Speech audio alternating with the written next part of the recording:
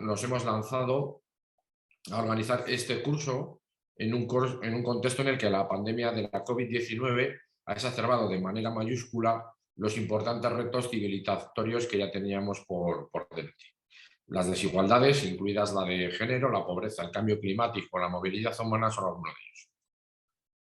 Por eso, en este curso, que hemos llamado Un futuro en común en un mundo interdependiente y en reconstrucción, como su propio nombre indica, vamos a tratar de analizar los desafíos del desarrollo sostenible y su carácter interdependiente y global.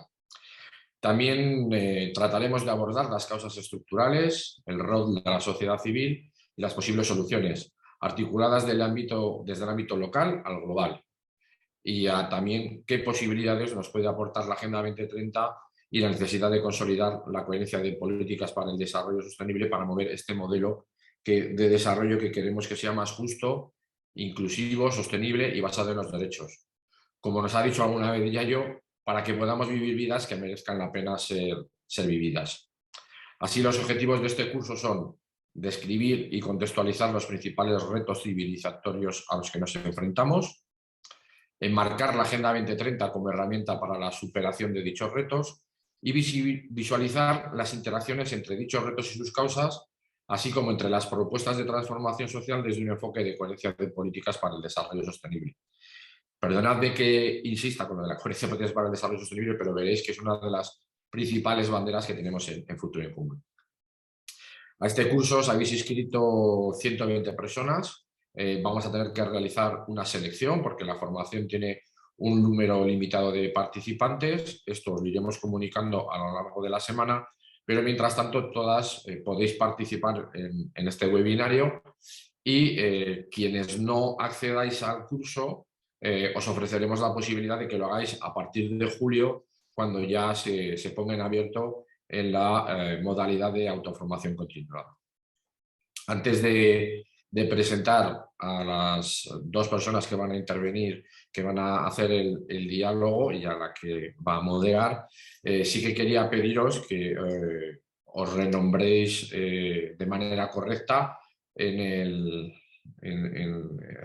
Zoom, para que cuando llegue el momento de hacer las intervenciones pues podamos identificaros de manera correcta y daros la palabra. Voy ya con las presentaciones. Empiezo con Yayo Herrero, que es licenciada en Antropología Social y Cultural, diplomada en Educación Social e Ingeniería Técnica Agrícola. A su vez es consultora, investigadora y profesora en los ámbitos de la ecología política, los ecofeminismos y la educación para la sostenibilidad. Es autora o coautora de más de una treintena de libros y colabora habitualmente con diversos medios de comunicación. Compagina toda su actividad profesional con la participación activa en movimientos sociales, especialmente en el movimiento ecologista y mucho más concretamente en Ecologistas en Acción. Tenemos también a Julia Sánchez, que es economista y politóloga. Tiene una maestría en Economía de la Universidad McGill en Montreal y es profesional del desarrollo feminista y ambientalista, que ha estado promoviendo la equidad y el desarrollo sostenible durante más de 25 años. Actualmente es presidenta de Civicus, una plataforma que monitoriza la situación de los espacios de la sociedad civil por todo el mundo.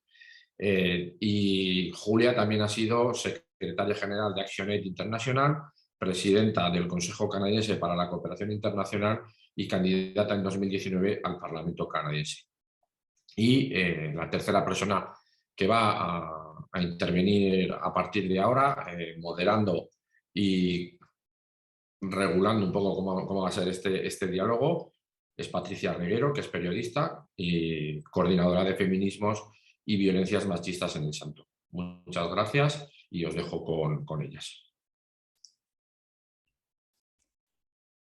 Bueno, pues muchas gracias. Gracias por la invitación de la organización de este curso a estar aquí hoy compartiendo, aunque sean ventanitas, con dos referentes como son Yayo y Julia. Y bueno, yo pensaba, preparando un poco las intervenciones de hoy, que estamos en un contexto donde acaba de ocurrir, en el contexto estatal en concreto, en España ha ocurrido algo muy simbólico, que es que la mascarilla ha dejado de ser obligatoria, ya lo es en muy pocos sitios, ¿no? Y sin embargo, cuando pienso en el tema del que vamos a hablar hoy, los grandes desafíos de la civilización, ¿no? Se me ocurre pensar si seremos como humanidad tan imprudentes como para quitarnos también la mascarilla, ¿no? Después de todo lo que hemos aprendido o desaprendido en estos años, supongo que no sería lo mejor olvidarnos de lo que ha supuesto una crisis sanitaria que luego se ha convertido en social, ¿no?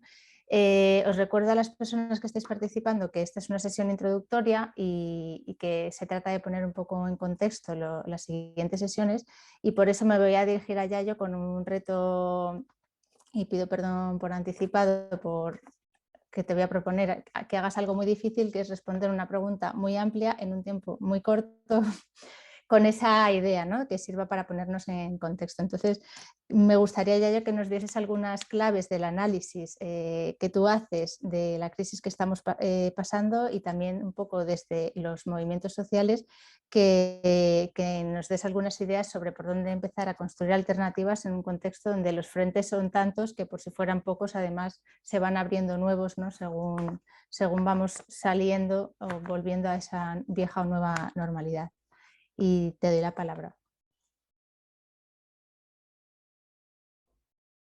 Micro, Yayo.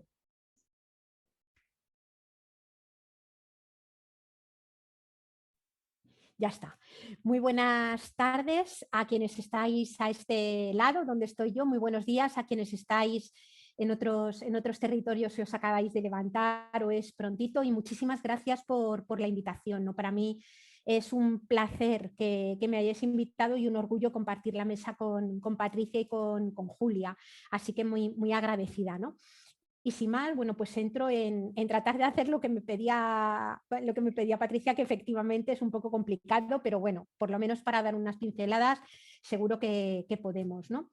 Estamos viviendo un momento, solemos decir, en el que podríamos, de una forma metafórica, asegurar que estamos viviendo una verdadera guerra contra la vida, por así decir, ¿no? Un momento en el que podríamos decir que la economía, la política y la cultura hegemónica se desarrolla de espaldas y en contraposición con las bases materiales, también bases culturales y simbólicas, pero sobre todo con las bases materiales que sostienen la vida humana y también otras vidas, las vidas no humanas, ¿no?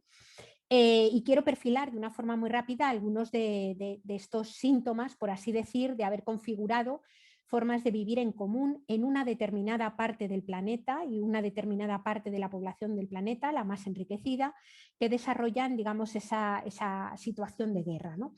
En primer lugar, y en el plano de la guerra contra la naturaleza, por así decir, nos encontramos con el cambio climático, que supone básicamente la alteración de las reglas del juego que organizan todo lo vivo, ¿no? Es un cambio que se produce en esa trama de la vida de la cual formamos parte inevitablemente los seres humanos, y que bueno, pues, hace que cambien todas las dinámicas o los ciclos naturales a los que nuestra especie, la especie humana y también otras, están fundamentalmente adaptadas, ¿no? Este cambio climático, sabemos que ha salido hace muy poquito el último informe del IPCC, y el informe avanzaba que en este momento están en riesgo los hábitats y la supervivencia, así dice el informe, la supervivencia de algo más de 3.000 millones de personas, es decir, la mitad de la población del planeta, ¿no? En segundo lugar, y de una forma muy rápida también diría que estamos viviendo las consecuencias de un segundo problema, que es el declive de la energía fósil y de los minerales, ¿no? En el año 2006 se alcanzó, según la Agencia Internacional de la Energía, lo que se denomina el pico del petróleo convencional, ese momento en el que por cada barril de petróleo que se extrae en cualquier lugar del mundo no encontramos reservas que lo puedan sustituir. Y según algunas personas que trabajan en el ámbito de la ingeniería química, por ejemplo Alicia Valero, Antonio Valero o Antonio Turiel, estamos también, se ha alcanzado el pico de todos los petróleos en el año 2018, y en una fecha que es imposible de concretar, entre 2020 y 2025, muy probablemente se alcanzará el del gas natural, ¿no? Esto es absolutamente crucial en un mundo en el que podría decirse que la economía globalizada y la economía industrializada, podríamos decir, come petróleo, es decir, funciona básicamente utilizando unas cantidades ingentes de combustibles fósiles que por otro lado están detrás del origen del calentamiento global al que me refería anteriormente, ¿no? Ante ese declive de la energía fósil, las propuestas que se están haciendo desde diferentes ámbitos de poder político y económico, pongo por caso, por ejemplo, la Unión Europea, pero también lo que fue el gran proyecto del Green New Deal en Estados Unidos, lo que se ha venido denominando así, pasa por fundamentalmente hacer una transición a las energías renovables, por electrificar el transporte y por otro lado ampliar enormemente la economía digital. El problema que hay es que para hacer esas tres cosas hacen falta otros minerales: cobre, litio, platino, neodimio, disprosio, es decir, una enorme cantidad de minerales que también son minerales finitos, como todos los recursos que hay en el planeta Tierra, y muchos de ellos han alcanzado ya sus picos de extracción. Lo que quiero decir con esto es que, según nos cuentan algunas investigaciones, digamos, yo creo que difícilmente refutables, cuando miramos todo lo que la industria a nivel global quiere hacer con los minerales y los materiales que quedan y los propios minerales o materiales que quedan, las cuentas no salen o salen solamente si el beneficio es para una pequeña parte de la población del planeta que, amparada por el poder económico, el poder político y en muchas ocasiones también el poder militar, puede seguir aspirando a utilizar recursos materiales a una escala absolutamente desproporcionada para que este planeta Tierra limitado, más bien translimitado, pueda ser capaz de cubrir razonablemente y digamos, con dignidad las necesidades no solamente de la especie humana, sino también de los animales no humanos y de otras plantas y microorganismos que obviamente son compañeros de aventura planetaria y además son imprescindibles para que se pueda dar la propia vida humana con esa dignidad, ¿no? Podríamos hablar de pérdida de biodiversidad, que está muy relacionada con la pandemia que hemos vivido. Sabemos que la pandemia del coronavirus está directamente conectada con la pérdida de biodiversidad, pero por el tiempo que tenemos simplemente lo menciono, ¿no? Esta triple crisis o esta crisis multidimensional contra la naturaleza, esta guerra contra la naturaleza, tiene unas consecuencias que son extremadamente desiguales sobre la población. Es decir, no toda la población humana sufre las consecuencias del cambio climático, del extractivismo, digamos, en la misma medida. Y bueno, de una forma y desde un punto de vista interseccional, sabemos que son los sectores de población más vulnerables, más empobrecidos, también las mujeres, también las personas migradas, pueblos originarios y personas, digamos, que se encuentran en situaciones de subordinación dentro de las sociedades patriarcales y capitalistas, son las que sufren en mayor medida estas consecuencias y también las que por otro lado están actuando como agente y digamos, como elementos de resistencia, como poblaciones de resistencia y de reconstrucción ante estos modelos que le declaran la guerra a la vida, ¿no? Podríamos hablar de la cuestión migratoria, es decir, en este momento hay muchísimas personas que se están viendo forzadas a abandonar los lugares en los que viven por situaciones de empobrecimiento, porque quieren proyectos emancipadores que legítimamente buscan en otros lugares, pero también por migraciones forzosas, por un proceso de expulsión que tienen que ver con las pérdidas de hábitats, con las dinámicas violentas extractivistas o con el propio cambio climático, ¿no? La realidad es que cuando miramos, por ejemplo, el contexto europeo, el de la propia Unión Europea, lo que nos encontramos es que bajo el discurso de los derechos humanos, bueno, pues hay vallas que impiden el paso de las personas que migran, mientras que esas vallas se abren y se cierran todos los días para que entren los minerales, la energía, la pesca, los alimentos o los productos manufacturados que vienen de los mismos países de las personas que migran. Es decir, hay un sistema extremadamente injusto que yo creo que no es exagerado decir que cubre lo que Boaventura de Sousa Santos denominó fascismo territorial o fascismo social. Es decir, lo que se han denominado modelos de desarrollo en los lugares privilegiados del planeta se hace solamente a costa de la expulsión de muchas otras personas, ¿no? Mencionaríamos también una importante crisis de cuidados y de reproducción social, en donde mayoritariamente mujeres, por el rol que les asigna forzosamente el patriarcado dentro de las sociedades que tienen esta particular división sexual del trabajo, son las encargadas de sostener las vidas, sin embargo, en modelos que atacan la propia vida y en un marco de recorte profundo en los derechos sociales, en los derechos económicos, de privatización de los servicios públicos y de desmantelamiento de los mismos, ¿no? Ante esto, pues hay muchísimas personas, muchísimos colectivos, sociedad civil y también en algunos casos alguna parte del poder institucional, del poder político, que se reorganiza o que intenta revertir esta dinámica de guerra contra la vida. Y yo, por el tiempo que tengo y para no pasar, me voy a perfilar como 3 líneas que espero que luego tengamos ocasión de desarrollar más, ¿no? De en qué se basa, sobre todo desde la mirada ecofeminista, esa respuesta, ¿no? En primer lugar, un dato, ¿no? La reducción de la esfera material de la economía no es una propuesta política, es un dato. La economía decrecerá materialmente, me refiero materialmente en energía, minerales, agua, disponibilidad de tierra, por las buenas o por las malas. Esto nos lo cuenta la comunidad científica, que en el IPCC, por ejemplo, también en su último informe utilizaba la palabra decrecimiento un montón de veces. No me estoy refiriendo al decrecimiento en el consumo o el decrecimiento económico, me estoy refiriendo a la reducción del tamaño material de la economía, ¿no?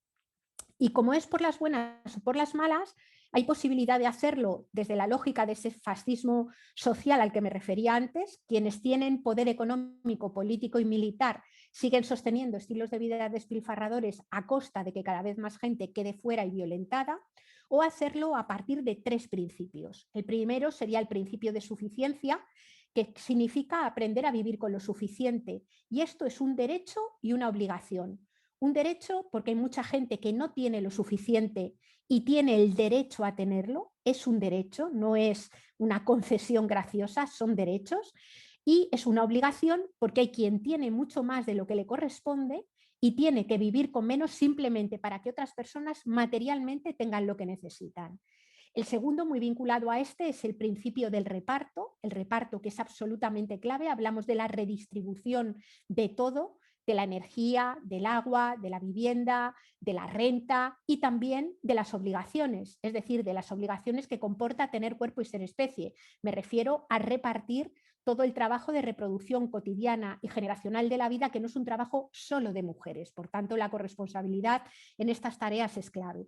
Y por último, el principio del cuidado. Y no me estoy refiriendo a los cuidados en concreto cotidianos, me estoy refiriendo al cuidado como faro y palanca que permita organizar la vida en común, es decir, al cuidado del conjunto de la vida, a la atención y al poner las condiciones dignas de existencia en el centro y como absoluta prioridad. Cuestión que me parece, y con esto termino, absolutamente clave en un momento en el que, como suele decir Rita Segato, por lo menos está diciendo últimamente, estamos asistiendo a una especie de quiebra de la razón humanitaria, donde el crecimiento de las ultraderechas y los neofascismos ridiculizan o llaman buenismo, por ejemplo, a defender los derechos humanos, a defender la justicia o a defender cuestiones que tienen que ver con la dignidad de la vida, ¿no? Por tanto, estos 3 principios me parecen absolutamente clave. Y nada, me he pasado 1 minuto y medio, lo siento. Gracias.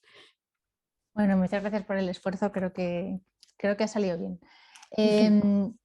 Se me ocurría que si metemos en un tarro todas esas claves que nos has dado y lo agitamos, al abrirlo lo que podríamos encontrar, y es comprensible, es mucho miedo, ¿no? como humanidad. Y por eso me dirijo ahora a Julia. No sé si ese miedo es un campo abonado para el retroceso de las democracias, si piensas que se puede estar produciendo ya un retroceso de las democracias y qué papel va a tener la sociedad civil en ese sentido. Gracias, Patricia, y gracias, Yayo. Yo ya aprendí muchísimo en estos primeros minutos de la conferencia. Es un verdadero placer estar con ustedes y con todos los participantes. Gracias por la invitación. Yo les hablo hoy de Guatemala, así que van a ver un poco de sol. Y sí, con mucho gusto estoy participando en esta conversación y más tarde en el módulo sobre la democracia y la sociedad civil. Entonces, lamentablemente yo voy a agregar más mieditos a ese jarro, porque sí, las cosas, como ya yo indicaba, no van en buen camino y tenemos mucho de qué preocuparnos como humanos y como sociedad civil, definitivamente. En relación a la democracia, es una causa y un efecto, ¿no? O sea, cuando yo escucho lo que Yayo nos está relatando sobre la situación actual a nivel ambiental y el estrecho vínculo de esa situación catastrófica con la condición humana, sobre todo de los grupos más marginados que menos han contribuido al caos y que más viven los impactos de este caos climático, social y económico. Sabemos que detrás de eso hay unas democracias o estados, gobiernos frágiles que no han sido capaces de velar por los intereses de la población en general. Y eso viene de décadas, ¿no? Y solo vemos que eso se está empeorando. Yo recuerdo en un momento, hace ya unos 10, 15 años, que estaba en una conversación con representantes de la sociedad civil a nivel global y estábamos hablando de la defensa de la democracia. Esto hace 15 años probablemente. Y alguien dijo, ¿por qué la gente no sale a la calle para manifestar en defensa y en protección de la democracia? Y yo dije, pues, porque la democracia no les ha dado nada. Realmente, no, ¿cómo vamos a esperar que la gente salga a manifestar por algo que nunca o que en raras ocasiones les ha servido, ¿no? Entonces ahí tenemos un problema sistémico de larga duración que los gobiernos electos, y obviamente los no electos peor, no han trabajado en favor de los intereses de la población. Han trabajado y crecientemente se ve de manera mucho más desvergonzada por los intereses de un sector muy, muy pequeño, el sector privado, los poderes económicos muy bien definidos y tienen todo un sistema supuestamente democrático y a menudo democráticamente electo que trabaja para proteger los intereses de la minoría de la población a detrimento de los intereses de la mayoría. Entonces, esa situación se vuelve más insostenible cuando vemos estos retos civilizatorios a los que estamos enfrentando ahora y no vemos la capacidad, ni la práctica, ni la costumbre de los gobiernos, de los estados, de hacer lo correcto, ¿no? De realmente tomar acción y velar por los intereses de la población. La situación de COVID nos ha mostrado cosas muy interesantes. Por un lado, ha demostrado que los estados pueden movilizar, pueden actuar rápidamente, pueden ubicar y designar grandes sumas de dinero en algunos casos para atacar a una crisis. Pero también estamos viendo, como tú bien decías, Patricia, al principio, que gobierno tras gobierno ahora empiezan a relajar las medidas cuando la crisis todavía no ha terminado. Y a nivel global, obviamente, lo más escandaloso ha sido la falta de capacidad de los gobiernos de actuar colectivamente ante una crisis global para asegurarse de que a través del mundo las vacunas fueran distribuidas de una manera más equitativa, ¿no? Yo soy ciudadana canadiense, vivo en Canadá, y la semana pasada Canadá destruyó 1 millón de vacunas porque se les pasaron la fecha. Un gobierno tan moderno, tan capaz, con tanta capacidad, que no hayan podido utilizar 1 millón de vacunas, mandarlas, donarlas, hacer algo para que esas vacunas sirvan, es un escándalo. Y eso es solo un ejemplo muy pequeño de lo que ha estado pasando, ¿no? Entonces, esos son los gobiernos democráticos que la población mire y dice, bueno, ¿qué están haciendo en favor de mis intereses? ¿Cómo me están ayudando? Y pues la respuesta casi siempre es muy poco o nada.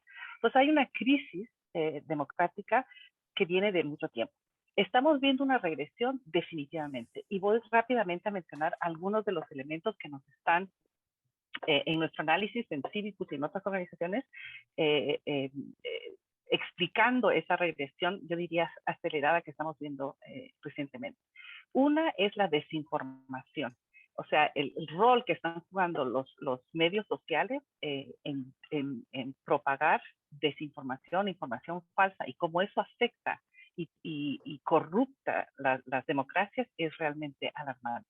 Yo creo que como sociedad civil tenemos que prestarle mucha atención a ese tema y tenemos que ser muy activos y proactivos en atacarnos a ese, yo diría, ese cáncer que está realmente dañando las pocas capacidades democráticas que aún existen. Otro tema es los gobiernos autoritarios que están utilizando la crisis del COVID, una crisis perfecta para arraigar su autoritarismo y expandirlo. Las leyes de emergencia, por ejemplo, que se han pasado en tantos países bajo la excusa de que para atacarse la crisis de COVID necesitan declarar emergencias, pero con pocas intenciones, como lo que ya estamos viendo ahora, de luego retractarlas, de ponerles fecha de límite, ¿no? y de regular eso. Entonces, hay un riesgo muy, muy grande de que esas nuevas medidas de emergencia van a volverse algo permanente en las sociedades y son altamente antidemocráticas. A mí me recuerda mucho este momento al momento que vivimos después del el 9/11, 9/11 en Estados Unidos, donde ahora estamos 20 años más tarde y todavía no podemos llevar agua en un avión, ¿no? Es una cosa, o sea que ya eso se volvió la norma y no hay indicios de que vamos a dejar de tomar esas medidas extraordinarias que se atacaban a un contexto muy específico que 20 años después pues siguen siendo algo que ya aceptamos como normal. Entonces, en esta crisis de COVID, yo creo que tenemos ese mismo riesgo. Estamos viviendo un momento similar donde están cambiando muchas cosas a raíz de COVID o bajo la excusa de que son para atacarse al COVID, a la crisis, y que luego van a volverse maneras de restringir las libertades de la sociedad civil de manera permanente. Lo otro que es importante notar en relación a la regresión democrática que estamos viviendo es la fortaleza de los grupos que llamamos antiderechos.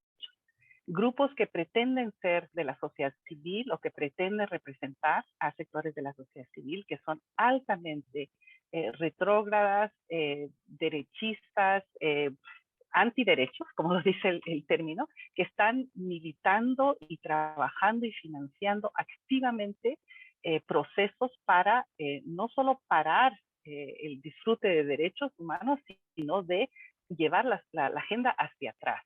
Eso lo vemos con los derechos de las mujeres, obviamente, pero también con los derechos de la protección de la tierra, con los derechos de muchos grupos marginados o menos representados.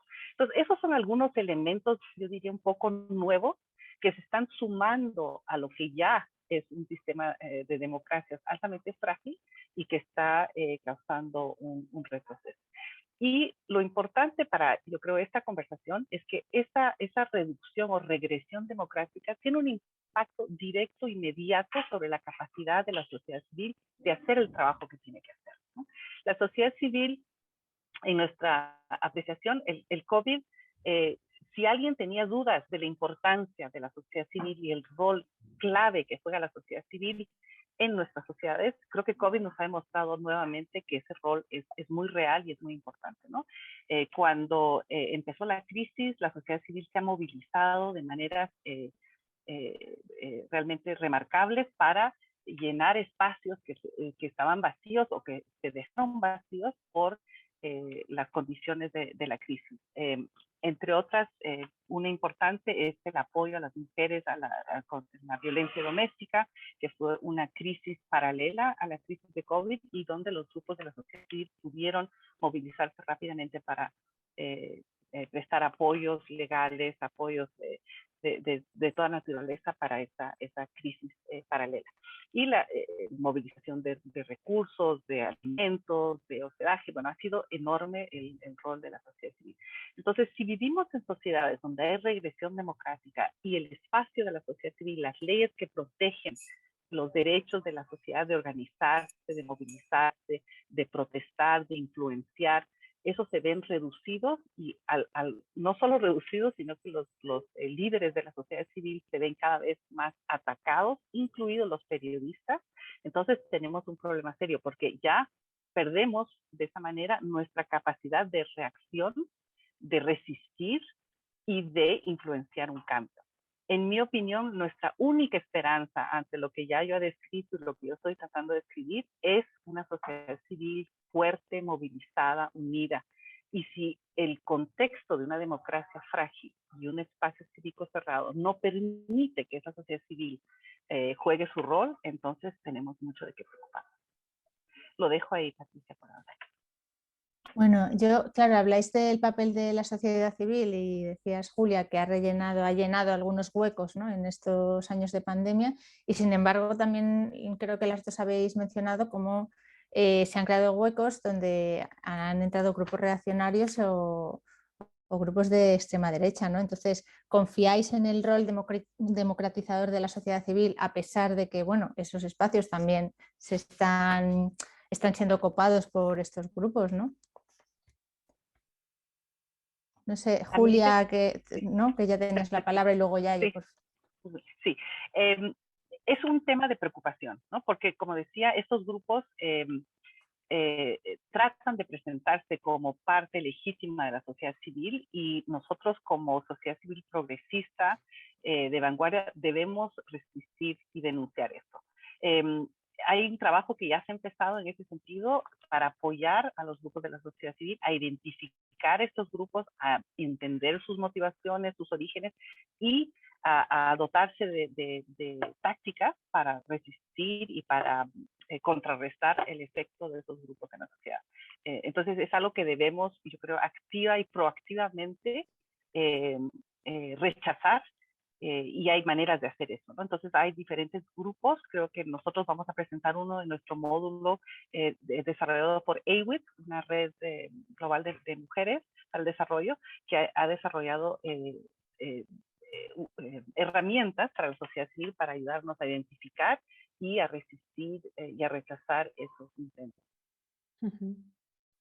Sí, yo comparto lo que dice Julia. O sea, yo sí confío y creo, más que confiar, es que como ella terminó su intervención, como la terminaste, Julia, que me encantó, por cierto, realmente es que si no los hay, ahí sí que nos tenemos que preocupar, ¿no?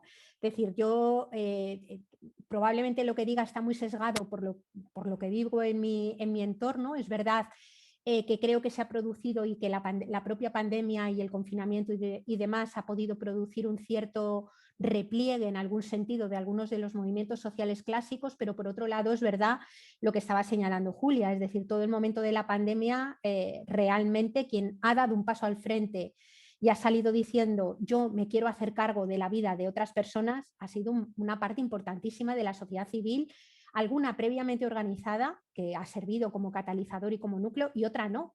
Otra ha salido, digamos, movida por ese sentimiento humano y también animal, porque lo tienen también los animales, que es la empatía y que es la base, digamos, para poder hacernos cargo del dolor de otras personas y complacernos también con la alegría de otras personas. Y que desde mi punto de vista es un instrumento absolutamente crucial, ¿no? Esto no quita que esta movilización social se dé en un entorno de polarización como el que tú señalabas, Patricia, ¿no? Yo creo que estamos viviendo momentos tremendamente polarizados en donde, desde luego, la ultraderecha está funcionando como un verdadero movimiento social organizado que está penetrando en diferentes lugares y actúa de una manera tremendamente militante, pero hay también un importante movimiento social que a veces de forma muy explícita y otras menos explícita le hace frente, ¿no? Por ejemplo, yo de lo que tengo más cerca, pues el movimiento feminista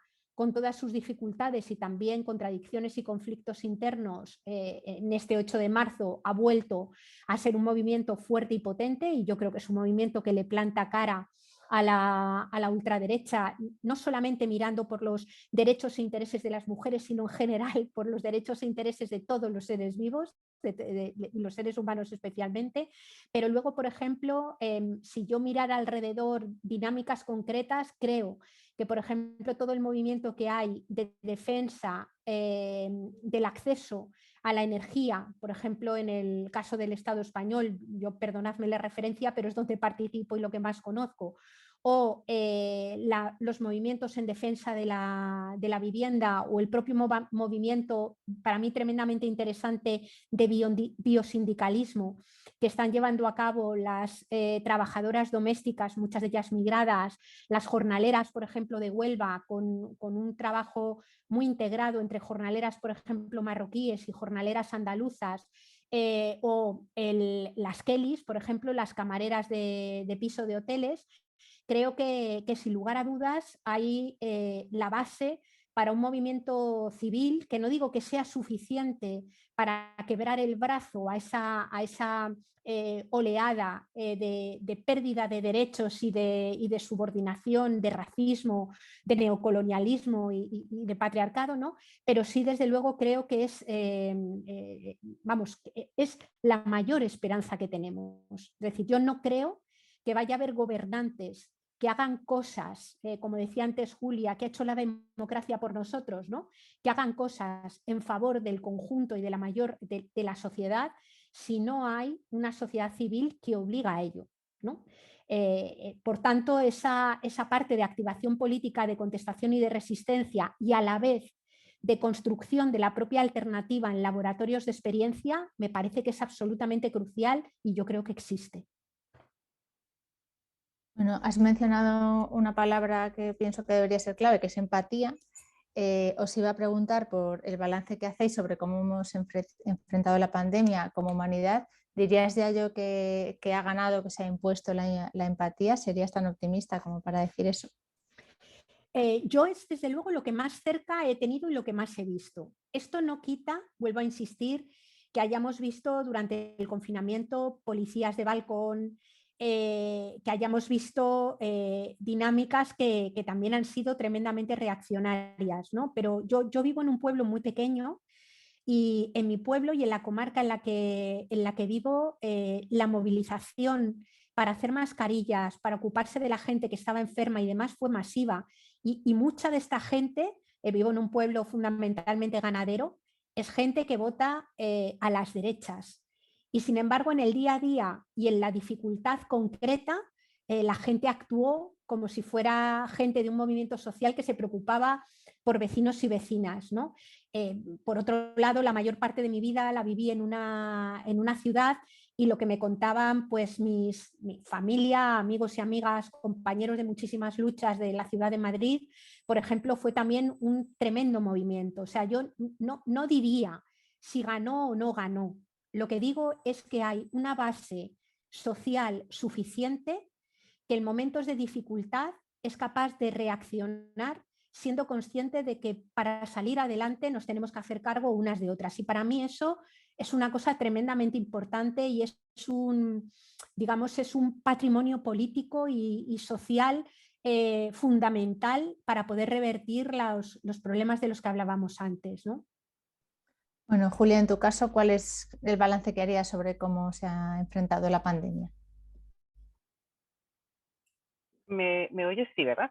Me encanta la idea de la empatía. Yo quería proponer otra, no contrapuesta, sino adicional, que es la esperanza, ¿no? Yo creo que parte de nuestra obligación o nuestra tarea como sociedad civil es dar esperanza.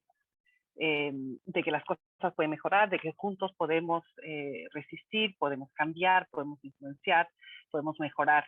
Me gusta mucho una frase que estaba circulando durante la reciente elección en Chile, que decía que la esperanza había ganado al temor. Y mucho de lo que alimenta la ultraderecha, los grupos antiderechos, es el temor. Eso es lo que ellos utilizan para asustar a la gente y movilizar apoyos, ¿no? Entonces, ¿cómo vamos a hacerle frente a eso como sociedad civil progresista? Yo creo que es la esperanza, ¿no? De poder contagiar a la gente con esa idea de que juntos, colaborando, uniendo fuerzas, podemos lograr los cambios que queremos ver. Entonces, yo creo que esa es parte de lo que también se ha visto en cierta medida en algunos países, muy pocos, cuando vemos el manejo de los diferentes gobiernos alrededor del mundo de la crisis, la mayoría lo han utilizado, como mencionaba antes, para pasar medidas, leyes muy controladoras, regresivas, autocráticas, que se sobrepasan la necesidad de la crisis o que tienen claramente otra intención. Pero también en los procesos electorales ha habido mucho manipuleo, ya sea de posponer las elecciones por el COVID o de hacer las elecciones restringidas, no permitiendo que la oposición use los espacios públicos, etcétera, para influenciar las elecciones. Entonces ha habido mucha manipulación.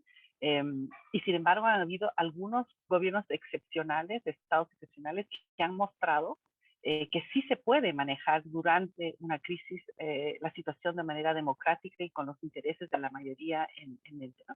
Y esos gobiernos han sido recompensados, interesantemente. Entonces yo creo que nuevamente esa esperanza, darle a la población esa posibilidad de mostrar lo que es posible, contagiar ese afán de trabajar juntos, de colaborar, de cambiar las cosas, es importante para la sociedad civil y para las democracias que están queriendo salir adelante. Bueno, gracias a las dos. En la presentación de hace un ratito, Andrés ha mencionado una herramienta que es la Agenda 2030. Me gustaría preguntaros si confiáis en esa herramienta como algo útil en donde avanzar. Estamos en 2022, lo recuerdo. Julia, ¿para qué puede servir la Agenda 2030 en el contexto en el que estamos? Gracias. La Agenda 2030 fue en el 2015, cuando fue aprobada, fue un paso muy importante, yo creo, para la comunidad internacional y la sociedad civil, que le influenció mucho. Ahí hubo un trabajo de concertación y de cabildeo muy importante de la sociedad civil para lograr esa agenda, que parecía, y quizás todavía parece demasiado amplia porque abarca todo, pero justamente ahí está su valor, ¿no? De que si lográramos avanzar en todos esos 17 elementos de esa agenda tan grande, podríamos realmente ver cambios importantes a nivel de sostenibilidad, de justicia, de equidad, etcétera. Entonces, el mensaje importante de la agenda, de la interdependencia, de todos esos pedazos, de que no podemos escoger y decir, bueno, estos 3 son los que a mí me gustan y adelante con esos, sino que para lograr cada uno de esos objetivos, los otros tienen que también lograrse en cierta medida, súper importante, y eso refleja lo que estamos viviendo ahora, ¿no? Con la crisis del COVID fue evidente, la crisis climática ya no lo venía diciendo hace tiempo, pero COVID fue como tan tangible de que era un problema global y que había que resolverlo a manera global. Y como no lo estamos resolviendo de manera acertada a nivel global, esa crisis no se está yendo, ¿no? Ahí está y ahí sigue y ahí persiste. Entonces, esa interdependencia, ese carácter global de los problemas, de los desafíos que enfrentamos como humanidad, el aspecto también que en inglés se llamaba universal, creo que en español también, de para los países desarrollados, como en Canadá, donde yo vivo y otros, de tener que aceptar que nosotros también tenemos que estar trabajando sobre estos mismos problemas, desafíos que existen de alguna manera, en alguna medida, en todos los países del mundo. En todos los países del mundo hay pobres, en todos los países del mundo hay niños que no están bien educados, bien alimentados, en todos los países del mundo hay deficiencias que hay inequidad, la desigualdad es en todas partes, ¿no? Entonces, que los países desarrollados, como España, como Canadá, tenemos que tener ese doble compromiso de apoyar, hacer avanzar estos objetivos a nivel global y al mismo tiempo asegurarnos de que estamos haciendo el trabajo que tenemos que hacer a nivel nacional o doméstico para influenciar esa agenda global de manera positiva. Y por último, fue un momento muy importante porque esta agenda reconoce la naturaleza sistémica de los problemas que estamos enfrentando. No necesariamente propone las soluciones sistémicas que hubiéramos querido algunos, pero sí reconoce que estos no son, o sea, que no podemos quedarnos a nivel de los síntomas, como era la agenda anterior,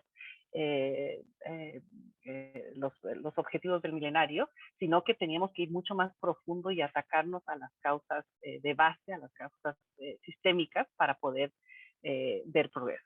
Fue una agenda muy, muy ambiciosa y lamentablemente los informes de avances que tenemos en la actualidad nos dicen que no vamos a llegar a lograr los objetivos para el 2030 y que vamos, en algunos de los objetivos, vamos en retroceso, ¿no? Entonces es muy preocupante. Yo creo que nuevamente ahí hay un desafío para la sociedad civil de seguir valorando lo que esta agenda, el espacio que abrió en la conversación que abrió sobre los problemas sistémicos y la interdependencia de los desafíos, y seguir utilizando la Agenda 2030 para avanzar las conversaciones, bien si sabemos que no se van a lograr en la medida que se había anticipado. Si abandonamos esta agenda, entonces volvemos hacia atrás de manera muy significativa, ¿no? Entonces creo que tenemos que seguir usándola como palanca para seguir insistiendo en esa interdependencia, en ese carácter universal y en ese carácter sistémico de los desafíos. Yayos, han pasado 7 años desde el 2015, ¿no? Oh, claro, decimos, no vamos a llegar, bueno, todavía quedan unos poquitos años, ¿no? ¿Para qué está sirviendo esta agenda si es que está sirviendo para algo? El micro. Madre mía, parece mentira después de tantísimas reuniones y se te sigue olvidando quitarlo. Bueno, a ver, coincido con mucho de lo que ha planteado Julia y quiero plantear alguna cosa adicional, ¿no? Desde mi punto de vista, bueno, es una cosa que a mí me gustó mucho de la formulación de la agenda era precisamente que en su preámbulo se llamaba la atención no sobre problemas de falta de desarrollo, de subdesarrollo o de países en vías de desarrollo, sino que se hablaba también de un problema de mal desarrollo, utilizando este concepto de Bandana Shiva, ¿no? De mal desarrollo de muchos países enriquecidos. Esto me parece que es absolutamente clave, porque no nos podemos olvidar, mirando un poco lo que han sido los desarrollos de las teorías, o sea, lo que ha sido la teoría del desarrollo, que en muchos casos lo que hemos llamado desarrollo y lo que se ha llamado subdesarrollo era exactamente lo mismo dependiendo de dónde te hubiera tocado, ¿no? Un país que no estaba desarrollado era un país que funcionaba básicamente como gran mina y gran vertedero al servicio de los centros de privilegio, y un país desarrollado era un país, y son países mayoritariamente deficitarios en materias primas y excedentarios en residuos, ¿no? Es decir, para que existan esos dos polos, para que exista cada uno de estos polos, necesariamente tiene que haber el otro. Entonces, al hablar de mal desarrollo y al meterlo todo en la misma agenda, yo creo que se daba un paso importante. Creo que también una cuestión fundamental es haber unido la agenda ambiental, la agenda ecológica y la agenda de los derechos sociales en una. Esto me parece que es fundamental, ¿no? Porque anteriormente las agendas iban cada una por su lado, y ahora mismo, como dice algún filósofo por ahí, estamos en un momento en el que el gran reto que tenemos, o los grandes retos que tenemos, es conseguir, por un lado, que no se produzca, dicen metafóricamente, el fin del mundo, y a la vez conseguir llegar a final de mes. Es decir, que el reto que tienes es que las personas tengan cubiertas sus necesidades cotidianas para poder llevar vidas medianamente dignas, mientras que a la vez tienes que paliar, pues mitigar toda la cuestión del cambio climático, hacerlo en un contexto de translimitación en donde el futuro y lo que se ha llamado desarrollo hasta ahora no va a ser viable. Por tanto, hay que pensar otras formas de organizar la vida en común radicalmente diferentes. Me parece que unir las dos agendas es también importante, ¿no?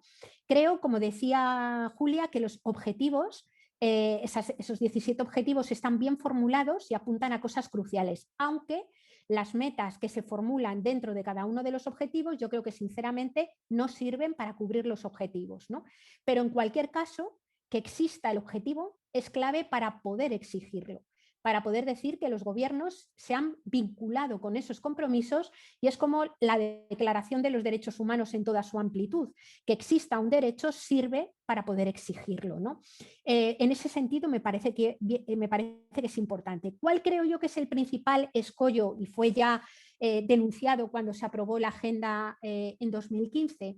Pues que en toda la formulación de los ODS no aparece ni la cuestión de los límites físicos de la Tierra ya superados, ni por tanto aparece el reparto de la riqueza.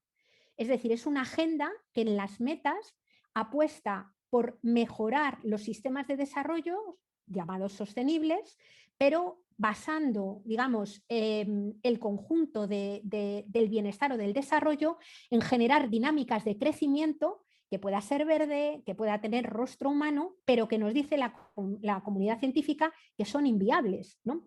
Entonces hay una contradicción en términos que hace que tengamos unos objetivos que nos sirven para reclamar, con un marco de posibilidad y que apunta a una serie de soluciones por el momento y de forma mayoritaria que no sirven para cubrir esos objetivos. Es decir, la propia Agenda 2030 formula una serie de cosas que requerirían un importante cambio de los modelos productivos, de los modelos de consumo, de las formas de entender la cultura, de la propia forma de entender el desarrollo y de entender el bienestar, ¿no?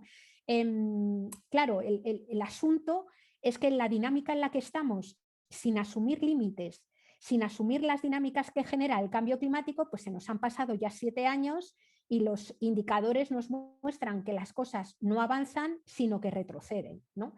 Yo creo que cada vez son más las voces, desde luego en el ámbito científico lo es clarísimamente, y en muchos otros lugares y espacios políticos también, que apuntan a la necesidad de que obligatoriamente vamos a tener que pensar en otros modelos y aventurar y lanzar otros modelos de desarrollo o de vida en común radicalmente distintos, ¿no?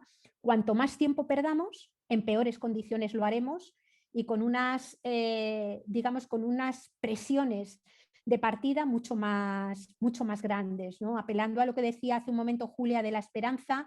Claro, para mí la esperanza, me parece otra cosa absolutamente crucial, lo que ya planteaba, pasa por conocer con claridad la situación que atravesamos, dónde están los conflictos y cuáles son sus causas, para poder establecer unos horizontes de deseo que sean compatibles con las condiciones materiales que tenemos, porque si no, más que imaginar futuros deseables, lo que hacemos es fantasear con cosas que no son posibles y que le abren el camino, digamos, a esas otras miradas xenófobas, excluyentes o violentas, ¿no?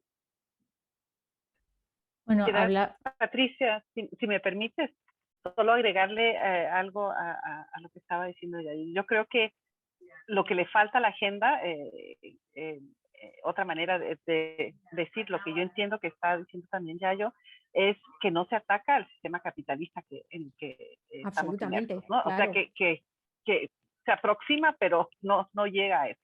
Y un indicador clave de eso, y que ha sido un gran problema para ver avances en esa agenda, es esa expectativa de que el sector privado iba a financiar los ODD.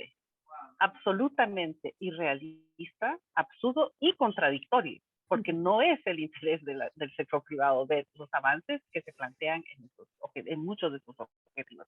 Entonces, esa para mí ha sido uno de los indicadores de la contradicción a la cual apuntaba Yayo, y la falta de ir a fondo, o sea, se enumeran estos objetivos que todos en su conjunto y cada uno individualmente reflejan las aspiraciones de la mayoría, pero no llegan a la conclusión de que y para eso necesitamos, y claro, le da el trabajo al sector privado de financiar todo esto, cosa que no va a pasar nunca, ¿no?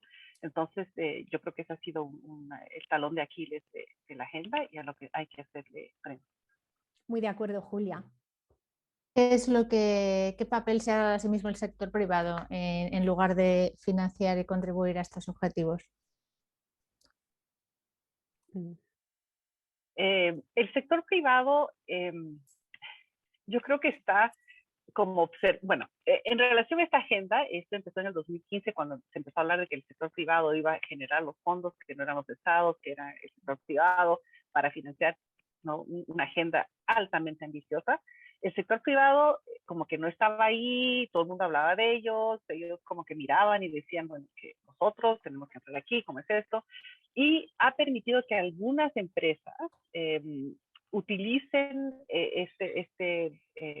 esta ambición de la sostenibilidad para reformular sus imágenes, pero también algunos de sus procesos, ¿no? Y yo creo que excepcionalmente hay empresas que se lo han tomado muy en serio y que han dicho, bueno, vamos a reestructurar nuestra razón de ser para contribuir a el progreso en algunos objetivos de desarrollo. Y eso ha sido interesante observarlo como un experimento, pero son pocos. Y si uno va a los diferentes paneles donde se discute eso, siempre son las mismas 2 o 3 empresas que se presentan como ejemplos de empresas que se han tomado en serio realmente repensar su manera de producir, su manera de producir y de ofrecer productos a la sociedad en vista de algún objetivo, ¿no? Pero es la minoría, o sea, eso es muy excepcional y el sector privado está con la lógica que siempre ha tenido el sector privado de ver las oportunidades para explotar y tener más rendimiento, ¿no? COVID, eso ha sido uno de los escándalos más grandes de COVID que hemos visto en estos últimos días, los informes de las ganancias que han tenido las mayores empresas que se han beneficiado, Google, las empresas de las cuales necesitamos para hacer este tipo de encuentros, que de repente han tenido una demanda extraordinaria a raíz de la crisis, pero obviamente los farmacéuticos, petróleo, etcétera, las ganancias que han tenido durante esta crisis han sido históricas. Entonces, eso demuestra que no están, esa es la lógica del sector privado, ¿no? Si ven la oportunidad, pues la van a utilizar para incrementar sus ganancias y no están motivados por esos bienes comunes de los que estamos hablando en ODD. Y yo creo que el error es esperar que eso sea diferente. Yo creo que tenemos que entender y aceptar, yo como economista entiendo, ese es el racional de ese sector y yo no espero que piensen de otra manera. Entonces, la pregunta se vuelve, bueno, ¿cómo se regula ese sector?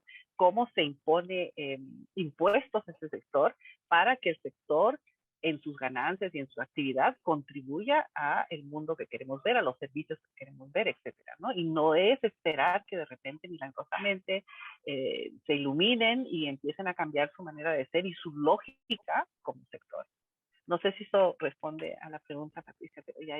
Sí, bueno, se me ocurría pensar que me parecía incluso benévolo, ¿no? Pensar que, bueno, que los utilizan para lavar su imagen, pero que la relación es un poco más perversa, ¿no? Incluso pudiendo pues un poco cooptar gobiernos democráticos con sus imposiciones, y es que ahora mismo no sé si podríamos hablar de eléctricas como un ejemplo de lo que puede pasar ante una crisis como la que tenemos, ¿no? No sé, Yaya, si quieres añadir algo. Sí, yo querría decir que, bueno, asistimos a algunas complejidades muy grandes cuando estamos hablando del papel. Primero, quiero decir, desglosar un poco cuando estamos hablando del sector privado, decir, no podemos meter en el mismo saco pues, las empresas de la economía social y solidaria, por ejemplo, que son sector privado, o probablemente alguna empresa, a mí ahora mismo no se me ocurre nombrar ninguna, grande que haya ido dando otros pasos distintos, ¿no? Pero efectivamente en los grandes sectores, por ejemplo el energético y el eléctrico, alrededor de los negocios del agua, alrededor de los negocios de las tecnologías de comunicación, lo que nos encontramos es una dinámica que va mucho más allá de simplemente revestirse de marketing verde y presentarse como solución, sino que es que por lo menos en nuestro país, donde yo vivo, aquí en el Estado español, hay una fuerte dinámica que llamamos de puertas giratorias, en donde vemos cómo ya no es solamente que se pueda cooptar o se pueda influir, sino que a veces el poder económico y el poder político son lo mismo, ¿no? Y que un ministro o un presidente de gobierno puede acabar sentado en el consejo de dirección una empresa eléctrica o de una empresa farmacéutica, ¿no? Y la mezcla y la trama que hay de intereses, yo creo que es un verdadero puntapié a cualquier sistema mínimamente democrático y a cualquier sistema de derecho, ¿no? Yo estaba pensando, por ejemplo, en algunas grandes empresas, ¿no? De corte transnacional, cuando hacen estos discursos y estas apuestas por lo verde, pues son las empresas, por ejemplo, que han estado presionando para que se apruebe el TTIP, para que se apruebe el TISA, para que se apruebe el CETA, es decir, tratados de libre comercio como muchos otros que se suscribieron con otros países anteriormente y que son tratados de libre comercio en donde hay una brutal presión para blindar los privilegios de todas estas empresas, ¿no? Donde una empresa puede hacer su tarea de marketing verde o hablar de políticas verdes o presentarse como solución para los problemas de desarrollo que afectan al desarrollo sostenible y, sin embargo, pueden denunciar a un Estado cuando ese Estado intenta, por ejemplo, ponerle un tope al precio de la energía. O pueden denunciar a un gobierno. Aquí en la ciudad de Barcelona, por ejemplo, recientemente la alcaldesa de Barcelona ha sido imputada y ha sido admitida una denuncia que un bufet de abogados ha puesto en nombre de un fondo de inversión de casas porque se ha establecido una política pública que obliga a que determinadas casas tengan que tener precios y alquileres sociales, ¿no? Digamos que en este momento hay alguna gente, algunas personas que lo estudian lo denominan una arquitectura de la impunidad que está formada pues, por tratados de libre comercio, por determinadas disposiciones legales y por toda una arquitectura bastante conectada de personas en el ámbito político, de personas en el ámbito económico y también personas dentro del Poder Judicial, ¿no? Que de alguna forma están convirtiendo el derecho, que era un instrumento para proteger la fragilidad de las personas, en un instrumento que también opera, desarrolla y legisla en algunas ocasiones en contra o sentencia en contra de los derechos de las personas, ¿no? Entonces, yo creo que hay que desarrollar alianzas público-privadas con esos sectores privados que de verdad pueden hacer algo y se lo creen, pero sobre todo creo que tendríamos que pensar en desarrollar alianzas público-comunitarias, porque creo sinceramente que la racionalidad contable de quien tiene como principal propósito ganar dinero no es una racionalidad que sirva en este momento para situar la protección de todas las vidas, sobre todo en este contexto, insisto, de translimitación y en este contexto de profunda crisis, ¿no? Bueno, hemos hablado antes de empezar la sesión de que nos parecía muy importante respetar el tiempo para las preguntas, que queríamos abrir a -10, quedan 10 minutos, pero no quiero dejar de preguntaros por el papel de las mujeres en esta crisis, tanto como defensoras del territorio como en la denuncia precisamente de lo que estamos hablando ahora, ¿no? De los expolios de las multinacionales. No sé si ya yo te engancho con lo que estabas contando y puedes empezar tú.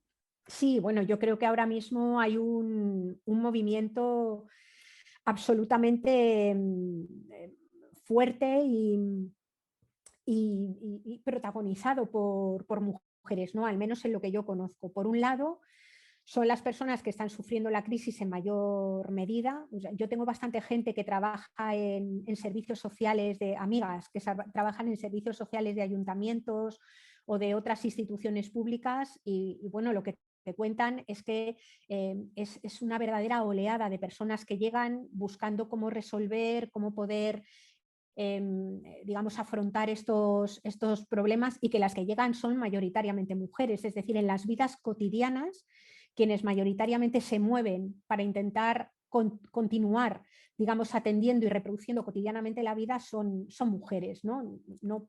Probablemente por el rol que obliga a jugar el patriarcado y que en las sociedades en las que vivimos, ¿no?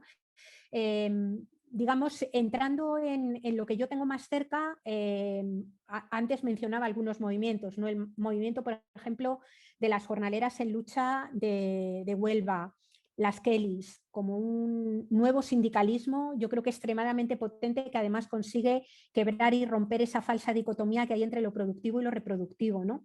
Las mujeres, por ejemplo, de territorio doméstico u otras organizaciones similares que se activan y son trabajadoras domésticas, el movimiento en defensa de la vivienda, el movimiento también contra los cortes de luz, las mujeres, por ejemplo, de la Cañada Real. Esto por hablar de intramuros, ¿no? De lo que yo tengo más cerca o de lo que tenemos más cerca. Son movimientos tremendamente potentes. Yo creo que el feminismo ha jugado un papel crucial para llenar de feminismo y del mejor feminismo una buena parte de todos estos movimientos sociales.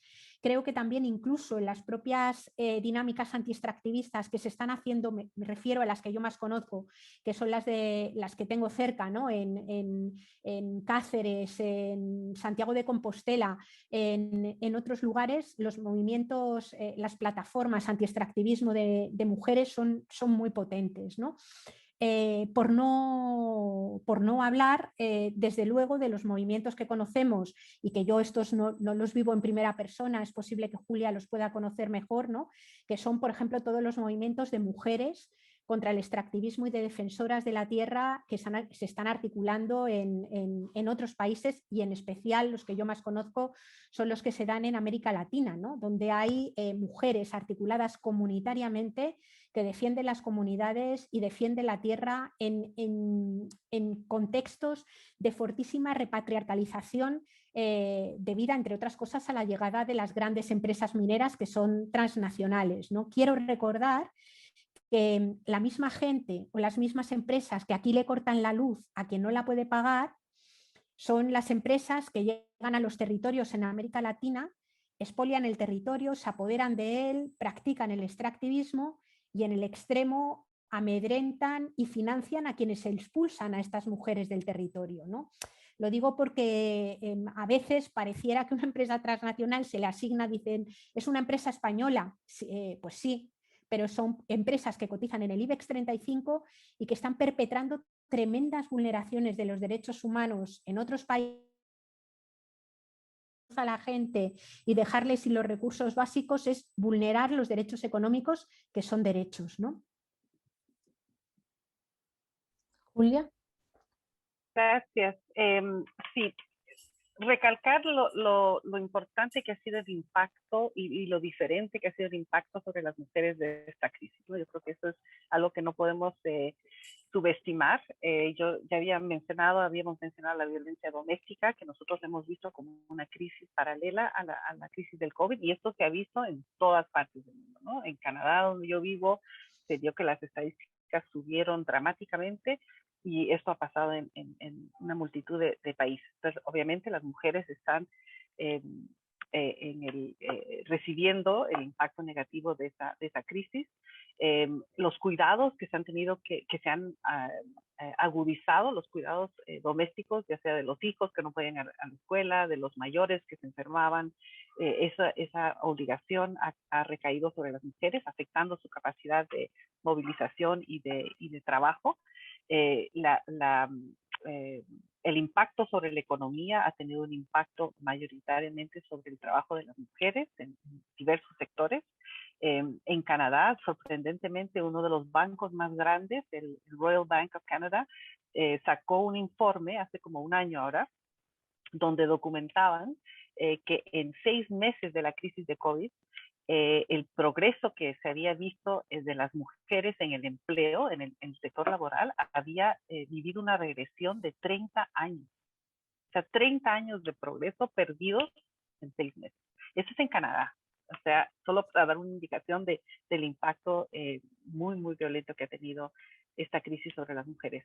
En los temas que mencionaba Yayo, las defensoras de derechos humanos, de derechos de mujeres, indígenas, obviamente relacionados al medio ambiente, haciendo un trabajo extraordinario, pero también siendo atacadas atacadas de diferentes maneras.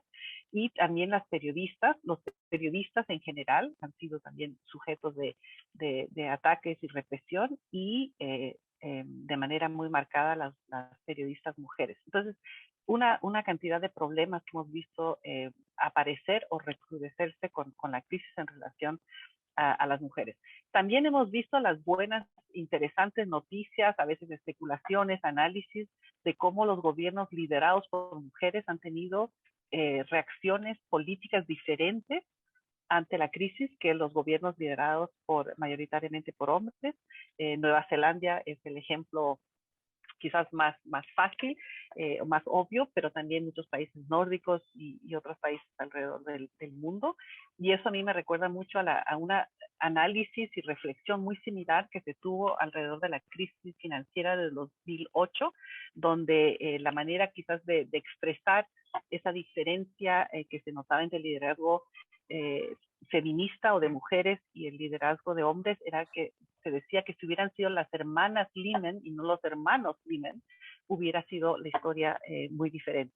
Entonces, yo creo que vemos esa necesidad, por un lado, de tener una masa crítica de más mujeres en posiciones de liderazgo, pero de asegurarnos de que esas mujeres puedan ejercer un liderazgo que es diferente, que es feminista y que es realmente transformador, ¿no? Y ahí es donde podemos ver diferencias importantes que van a impactar la vida de la población. Tenemos ejemplos muy inspiradores, efectivamente, y en el módulo que vamos a dar, haciendo propaganda para mi módulo 3, vamos a tener muchos ejemplos sobre éxitos, ¿no? que han sido liderados, entre otros, por grupos de mujeres a través del mundo y en particular en Latinoamérica. Puedo mencionar obviamente la ola azul en relación a los derechos al aborto que estamos viendo que están ganando mucha fuerza en Argentina, ahora en Chile y en otros países. Entonces, sí, hay mucho de que inspirarnos y darnos esperanza, pero muchos desafíos. Ya se ha abierto el micro, no sé si porque querías añadir algo. Bueno, estaba pensando que al preguntaros por el papel de las mujeres en la defensa del territorio he cerrado un poco la pregunta, pero realmente podríamos también enumerar muchos ejemplos de cómo las mujeres han plantado cara a esas extremas derechas de las que hablábamos antes, por ejemplo, ¿no? Pero bueno, como son menos 10 y por respetar los tiempos, paso a trasladar las preguntas que hasta ahora habéis puesto en el chat. No sé si... tendríamos hasta 1:30, no pasa nada si nos pasamos algunos minutillos, entonces, bueno, si alguien quiere hacer alguna pregunta, pues es el momento. Voy con la primera. Lo que no veo es quién las formula aquí. Yolanda, si me oyes, pero bueno, os traslado la pregunta. Dice, me gustaría que nos contaseis más sobre decrecimiento, puesto que tenemos que llegar a fin de mes, tal y como vamos, no llegamos ni siquiera a los países ricos. ¿Se están planteando realmente otros modelos, no solo desde la sociedad civil, sino desde los propios poderes económicos y políticos? No sé quién se lanza a responder. ¿Yo puedo empezar? Venga. Gracias por la pregunta. Lo que me inspira a la pregunta es algo que quería mencionar antes en relación a las narrativas. Yo creo que es importante cuando hay un cambio en lo que se vuelve, en lo que pasa de ser una locura a algo que ciertas segmentos de la población empiezan a aceptar como posible o quizás hasta razonable. Y eso está pasando con esta idea del decrecimiento ahora, ¿no? Hace unos 10 años, antes de esta crisis, definitivamente era como la locura, ¿no? Si hablabas, si eras economista como yo y mencionabas decrecimiento, era como, ok, loca. No, nada que ver, irrealista, totalmente. Ahora, como que la gente dice, ok, la crisis climática y los impactos de la crisis del COVID están como indicando, abriendo una puerta a decir, ok, quizás realmente hay algo que tenemos que explorar aquí, que este modelo que asume un crecimiento ilimitado y eterno no puede ser. Entonces, ¿cuáles son las alternativas? Entonces, hay un espacio que se está abriendo para empezar a ponderar seriamente qué es lo que nos indica esta idea del decrecimiento y cómo tenemos que cambiar, como ya se mencionó antes, nuestras expectativas de un modelo que podrían satisfacer las necesidades de la mayoría de la población, respetando los límites naturales que tenemos en este planeta. Y algo similar ha pasado en el pasado con conceptos, por ejemplo, como el espacio cívico. Hace unos años recuerdo yo haber estado en reuniones con el gobierno canadiense, inclusive donde mencionábamos el espacio cívico y la reducción del espacio cívico, y nos miraban como de qué están hablando, que se están inventando algo. Y poco a poco fue hasta que el presidente Obama, cuando asumió su presidencia, convocó una conferencia internacional para hablar de shrinking civic space, y bueno, se volvió parte del discurso aceptado de que, ok, aquí hay un problema y tenemos que hablar. Desigualdad, otro tema igual, ¿no? Hace años que la sociedad civil, que estos sectores vienen analizando y diciendo, tenemos un problema fundamental de desigualdades dentro de los países, entre los países, y martillando y martillando y martillando el tema hasta que de repente todo el mundo empezó a hablar de eso. El Banco Mundial, el IMF, en Davos, todo el mundo está hablando de desigualdad. Ahora, mi preocupación es qué pasa después, ¿no? Cambia el discurso, cambia la narrativa, todo el mundo dice, sí, desigualdad, absolutamente un problema. Sí, la sociedad civil y el shrinking civic space, absolutamente problema. Derecho a las mujeres, etcétera, problema. El crecimiento sin límites de la economía, sí, problema. Pero, ¿y qué pasa? ¿Qué hacemos para hacerle frente a eso? En los otros temas de desigualdad y del espacio cívico, eso sigue en regresión, a pesar de que todo el mundo está hablando de eso ahora. Y a pesar de que hay una aceptación en la narrativa de que sí, esto es un problema y tenemos que hacerle frente, seguimos retrocediendo, ¿no? Entonces, falta algo más. Entonces, en relación a esta pregunta del decrecimiento, yo creo que es interesante que estamos viendo una apertura a hablar del tema, pero tenemos que tener cuidado de que de que se acepte la narrativa y que se vuelva un tema que se puede conversar entre gente respetable. No quiere decir que va a haber un cambio lo suficientemente importante, una toma de conciencia de que realmente esto implica cambios radicales en nuestra manera de organizarnos como sociedad, la manera que nuestras economías funcionan, y que hablar de esto no es suficiente, que tenemos que ir mucho más allá. Sigo yo compartiendo y complementando, porque comparto totalmente lo que dice Julia, ¿no? O sea, yo creo que es muy importante entender bien a qué nos estamos refiriendo y qué implica el tema del decrecimiento, ¿no? Hay algunos teóricos que hablan de decrecimiento como si fuera una especie de proyecto para vivir una vida más, digamos, más desde la autosimplicidad voluntaria y más feliz, ¿no? Respetando que haya personas que puedan tener ese proyecto o ese horizonte ético y político, no es al decrecimiento al que yo me estoy refiriendo. ¿Yo a qué me refiero? El planeta Tierra tenía límites y ya están traspasados. Es decir, el problema es que los minerales y los materiales que hacen falta para que funcione la economía tal cual está funcionando ahora, están tocando a su fin, por así decir. Os nombro alguna cosa que yo creo que todas y todos tenemos ahora mismo en la cabeza, ¿no? Se ha producido una subida brutal de los precios de las materias primas, de todas las materias primas. En el medio rural, por ejemplo, aquí hay muchas empresas de pequeños constructores que están paradas porque no pueden acceder o comprar ni madera ni otros materiales de construcción. Hay varias empresas de automoción en el mundo paradas porque no hay microchips para poder seguir fabricando coches.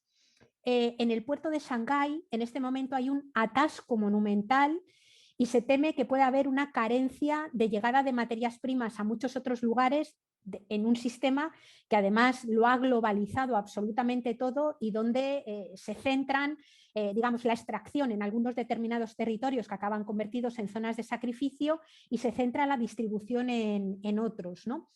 Con el tema de la invasión, de la entrada de las tropas rusas en Ucrania, hemos visto el problema del gas natural, Francia tiene medio detenidas todas las centrales nucleares por problema de acceso al uranio, que también viene de Rusia y que es otro recurso que declina. Y se está produciendo una subida de precios brutales de todos los cereales, lo cual implica que los sectores y los países que tienen más dinero compran cereales a otros países, fuerzan la subida de los precios de todos y se teme, están diciendo casi todos los expertos, que se va a producir una tremenda crisis también, en este caso alimentaria, ¿no? A eso es a lo que me refiero con decrecimiento.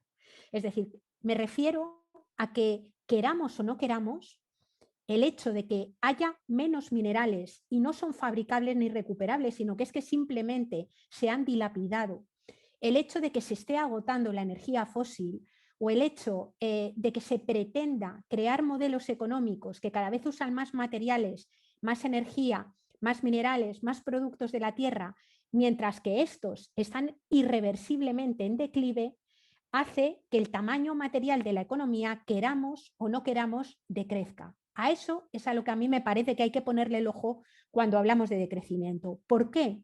Porque si no le ponemos el ojo, lo que sucede es que se puede seguir alimentando un modelo como el que tenemos, incluso hablando de la carestía y de la crisis ecológica, como muy bien decía Julia, sin hablar de lo único que puede resolver el problema para que todos lleguen a final de mes, que es el estricto y, y radical reparto de la riqueza.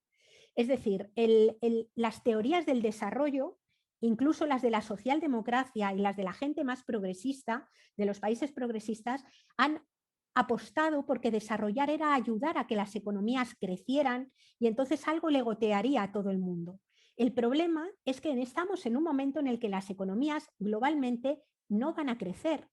Y si no apostamos por una dinámica de reparto radical de la riqueza y por una conciencia masiva de que este es el problema de fondo, lo que sucede es que aquellos sectores que están protegidos por el poder económico, el poder político y no nos olvidemos el poder militar, siguen utilizando recursos declinantes a costa de que cada vez más gente quede fuera.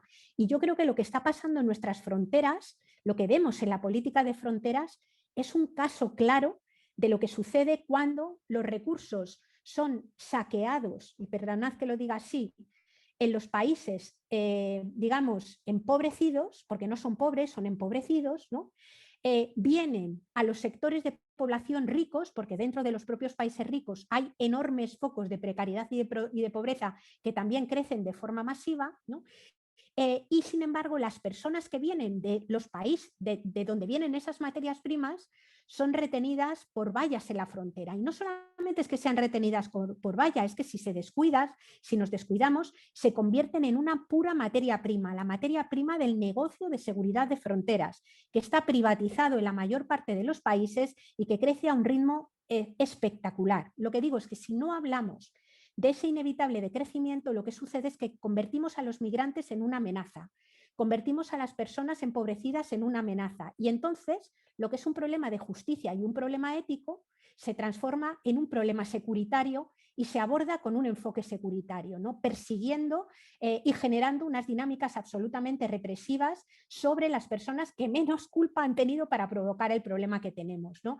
No sé si más o menos, o sea, porque a mí me parece que esto es fundamental darle vueltas, porque si no, la narrativa efectivamente es una narrativa que puede tragarse la palabra de crecimiento como algo modernillo y progresista, pero el problema es que la narrativa sigue sin hablar de radical redistribución de la riqueza y de conformación de unos modelos de vida mucho, mucho, mucho más sencillos en lo material, ¿no? Que es la única forma, la única, que tenemos de poder garantizar la cobertura de derechos para todas las personas, no solamente para unas pocas, ¿no?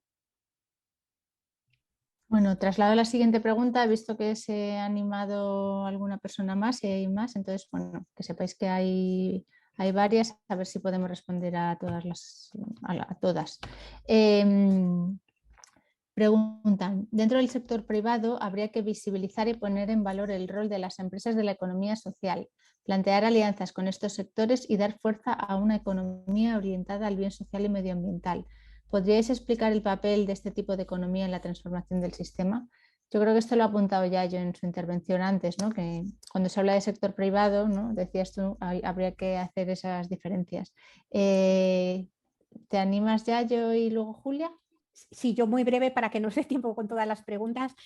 Vamos, a mí me parece que es crucial. Es decir, yo creo que la economía social y solidaria es una economía que cumple un papel fundamental, primero porque está mucho más orientada a la satisfacción de necesidades humanas, ¿no? Otras economías no tanto, otras economías están orientadas a producir cualquier cosa que genere dinero. La economía social y solidaria hace un esfuerzo grande, ¿no?, en ese sentido. Segundo, porque suelen ser iniciativas que con todas sus luces y sus sombras apuestan también por una democracia económica, es decir, que las personas trabajadoras formen parte del entorno de decisión del propio modelo económico. Y luego yo creo que además, permiten romper falsas o barreras que muchas veces se tienden entre la justicia, la vida, la reproducción de la vida y el ámbito productivo, como si fueran dos cosas totalmente distintas. En resumen, a mí me parece absolutamente clave, y las estructuras que coordinan iniciativas de economía social y solidaria también. Totalmente de acuerdo con lo que dice Yayo, y solo agregar que yo creo que ahí, como personas individuales y como sociedad civil organizada, podemos tomar medidas que pueden tener un impacto muy importante, ¿no? Yo me acuerdo, por ejemplo, alrededor de la crisis del 2008 y con el movimiento de Occupy, una de las propuestas era de que la gente moviera sus recursos financieros de los bancos comerciales a las cooperativas financieras que existen en muchos países, ¿no? Era un gesto simple: cerrar la cuenta de banco y abrir una cuenta en una cooperativa financiera. Y ese tipo de acción puede tener un impacto enorme, ¿no? Ahora hemos vivido hace poco la pequeña crisis con WhatsApp, donde, ¿no?, hubo el escándalo de la falta de manejo de la privacidad de la información de WhatsApp, y que mucha gente se fue hacia otra plataforma, Signal y otras que son manejadas de una manera más democrática, más participativa. Ahora estamos viendo que parece que va a comprar Twitter, Elon Musk. O sea, son oportunidades para que la gente diga: no, nos salimos de ahí y vámonos a otro sitio. O sea, como dicen, votar con nuestro dinero y apoyar esas iniciativas que son más colaborativas, cooperativas, de la economía social y solidaria, para fortalecer esas alternativas que existen ya, y que son viables y que funcionan con otra lógica mucho más próxima a lo que necesitamos, ¿no?, en este momento. Bueno, os leo la siguiente. ¿Qué papel juegan los políticos en el mantenimiento de la economía que daña a la sociedad?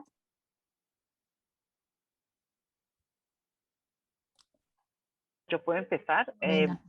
No lo hemos dicho, yo creo que ya lo mencionó un poco, pero cuando yo hablaba al principio del hecho de que las estructuras democráticas no han trabajado en favor de los intereses de la mayoría de la población, lo que no dije es que han trabajado, en vez de eso, han trabajado en favor de los intereses muy angostos del sector privado transnacional. No, estamos claros que hay que diferenciar entre de sectores privados, pero ese sector privado que es poderoso y que domina y capta, influencia los procesos en los países y a nivel global. Entonces, el sistema político está a servicio, generalmente a nivel de países, a nivel global, de ese sector privado que tiene intereses que son contradictorios a los intereses de la mayoría de la población. Entonces, juega un papel clave. Sí, yo solamente agregar así muy, muy brevemente, a ver, que la pregunta hablaba de los políticos. Yo creo que Julia ha contestado muy bien hablando del sistema político. Lo digo porque yo no quisiera, aunque sean escasos, meter en el mismo saco a personas que están intentando hacer un esfuerzo grande. Es decir, yo en el proceso, por ejemplo, que vivimos aquí, aquello que llamamos las ciudades por el cambio en 2015, hemos tenido compañeros muy cercanos que accedieron en el proceso electoral, sobre todo a gobiernos municipales, y donde han sufrido brutalmente, lo han pasado fatal y algunos han salido tremendamente trasquilados por intentar mantenerse fieles un poco a los programas y las cosas con las que habían ido. Entonces, aunque nos pueda parecer minoritario, yo querría nombrar también a estas personas que han sido además, como decía antes Julia, acosados por los medios de comunicación y que han hasta enfermado en algunas ocasiones por el acoso que han sufrido, ¿no? Dicho esto, bueno, refrendo totalmente lo que decía Julia. Quería recordar un poco, antes lo comenté, todo el tema de la política de puertas giratorias, y luego me vuelvo a referir a algo que ella dijo en su primera intervención que me parece tremendamente importante, ¿no? Y es que no hablemos ya solamente de los sectores más neoliberales reconocidos, que hacen lo que dicen que van a hacer y lo hacen bien, ¿no? Aunque vaya en contra de la mayor parte de la gente. Yo quería llamar la atención sobre estos otros sectores progresistas, que se reconocen o se autodenominan socialdemócratas y que en su práctica política después hacen lo que Nancy Fraser llama ser neoliberales progresistas. O sea, es decir, que al no meterle mano al reparto de la riqueza, al no meter mano a las cuestiones estructurales, terminan haciendo una política progre que hace un poquito de feminismo no demasiado estructural, un poquito de economía verde, tampoco que toque las cosas estructurales, y un poquito no de justicia, antirracismo, anticolonialismo, sino de una cierta interculturalidad, un poco también muy superficial, ¿no? Y eso hace, bueno, pues que mucha gente que lo está pasando mal, gente trabajadora, gente que está desempleada, gente que precaria, mucha gente joven precaria, sienta que esa dinámica, digamos, progresista no le aporta absolutamente nada, ¿no? Creo que eso es tenderle una alfombra roja a otros modelos más autoritarios que vienen con mensajes muy simples y que buscan chivos expiatorios en personas migradas, en mujeres que no hacen lo que es propio de las mujeres, o en sectores disidentes a los que, pues con ayuda, como también decía Julia, de todos esos medios de comunicación masivos, se estigmatiza o se persigue, ¿no? Entonces, bueno, pues creo que eso también está sucediendo en este momento. Bueno, os traslado la pregunta de Ricardo de Paz con Dignidad, que en realidad son 3. ¿Creéis que puede haber una respuesta social en forma de conflictos generalizados frente al inevitable decrecimiento por las malas y la consecuente reducción de recursos y de derechos? ¿Habrá una tendencia a establecerse gobiernos, poder político y económico más represivos? ¿Se impondrá el ecofascismo si no se controla el proceso decrecentista? Julia. ¿Puedes repetir la última, Patricia? Perdón. ¿Se impondrá el ecofascismo si no se controla el proceso decrecentista? Yo creo que esos son todos los riesgos, Ricardo, ¿no? Los que tú estás enumerando en tus preguntas son los riesgos importantes que estamos enfrentando hoy, y son riesgos reales. Entonces, de ahí la importancia y la necesidad de realmente tomarnos todo esto muy en serio y de organizarnos, de asegurarnos de que las condiciones estén dadas para que las fuerzas de la sociedad civil y las políticas, como mencionaba Yayo, que son pocas, pero existen, que están tratando de hacer las cosas de maneras diferentes, puedan tener un impacto. El enfoque que tiene mucho de mi trabajo y el trabajo de Cívicus, de la organización que estoy representando hoy, es de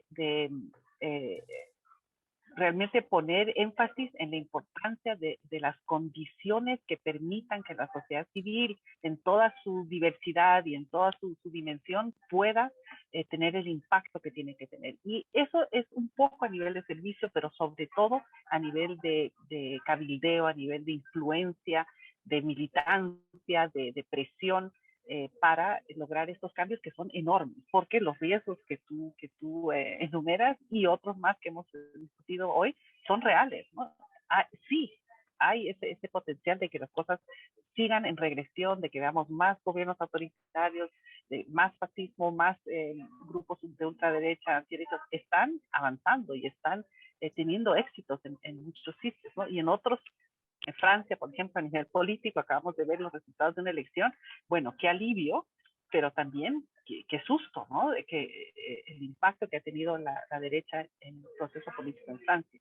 Y yo quería referirme a lo que mencionaba Yayo de las tensiones que yo diría en la izquierda y dentro de los partidos políticos de izquierda, de esa tensión entre las tendencias socialdemócratas y las tendencias más socialistas que están en lucha, ¿no? Y hay una tensión que es importante y que tiene que resolverse, ojalá, hacia un lado más progresista para que los partidos de izquierda realmente propongan alternativas radicalmente transformadoras, porque con un maquillaje al sistema capitalista no vamos a poder enfrentar los desafíos a los que hacemos frente ahora, sobre todo porque no los hemos enfrentado antes. Quizás si los hubiéramos enfrentado hace 10, 15, 20 años, quizás hubiera sido suficiente una fuerte socialdemocracia, pero ahora yo creo que es muy tarde para eso. Necesitamos cambios mucho más radicales. Y no hemos hablado mucho de la juventud, pero yo creo que la juventud es fundamental, ¿no? Los jóvenes que realmente empujan y dicen necesitamos más, necesitamos cambios más transformadores, más radicales, es muy importante. Y son quienes han enunciado como con mucho impacto que es urgente, ¿no? Que es ya, que hablábamos antes de los plazos. Ya yo no sé si vas a añadir algo.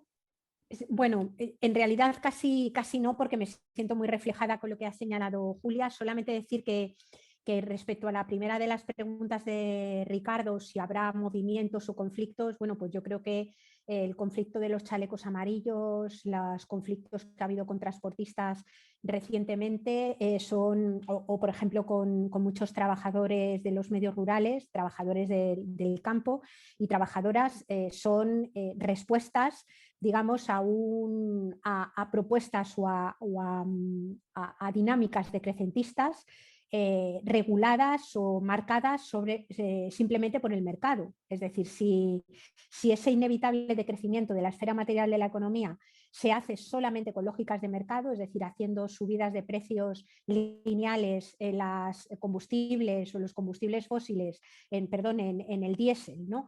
Sin, por un lado, explicación, sin contar de verdad qué es lo que hay detrás y sin unas medidas que sean progresivas y sociales, pues es normal que haya sectores de población que no estén dispuestos a ser los que pagan el pato de lo que está sucediendo sin que haya un reparto razonable y progresivo y donde ponga más dinero quien más se ha beneficiado de todo esto durante todo este tiempo, ¿no? Es decir, que esas cosas ya están sucediendo. Es verdad que todo lo que has dicho puede pasar. De hecho, vemos que si no hacemos nada va por ahí, pero yo, sin meterme mucho en ello, quería llamar la atención sobre el proceso que recientemente ha vivido Chile, ¿no? Es decir, un país que ha sido el laboratorio de experiencia de los Chicago Boys, de Milton Friedman, y el laboratorio de ensayo del neoliberalismo más atroz, y la subida de unos céntimos en el precio de un billete de metro, de autobús o de tren, no recuerdo ahora mismo, desencadena una movilización brutal que ha implicado a todo el país, que ha terminado forzando un cambio de constitucional, una asamblea constituyente.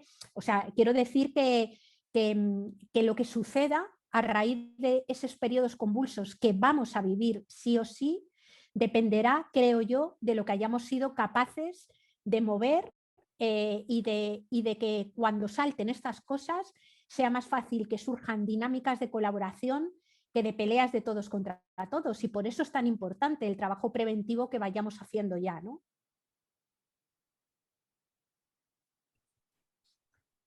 Voy con la pregunta de Cristina Macías. En relación al papel esperado del sector privado y empresarial en el desarrollo de los ODS, ¿veis alguna evolución en la implicación de estos agentes, no de manera altruista, sino por presión social debido a un mayor acceso a la información? O quizás es algo que está más ligado al tipo de empresa, como pymes o empresas feminizadas. Yo diría simplemente que la expectativa a la cual yo me refería antes era realmente de ese sector transnacional, de esas grandes empresas que se suponía que iban a movilizar millones y millones de dólares para financiar los objetivos de desarrollo, ¿no? Y eso no va a pasar. Y no, mi respuesta sería no, yo no veo ningún cambio. Ahora, como decía Yayo, el sector privado es muy diverso y hay sectores, sobre todo a nivel más local, que están haciendo cambios que están motivados por otros objetivos que no son incrementar sus dividendos a cualquier precio, ¿no?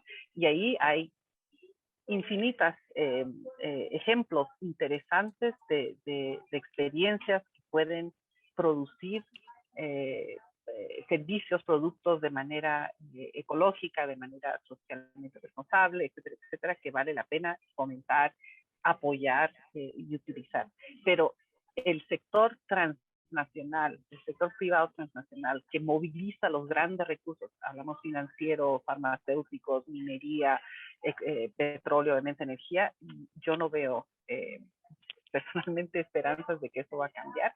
Como decía antes, eso hay que regularlo y hay que imponerlo y hay que tener sí, mucho cuidado con eso. Yo no voy a consumir tiempo porque estoy totalmente de acuerdo. Bueno, nos hemos tomado muy en serio lo del tiempo.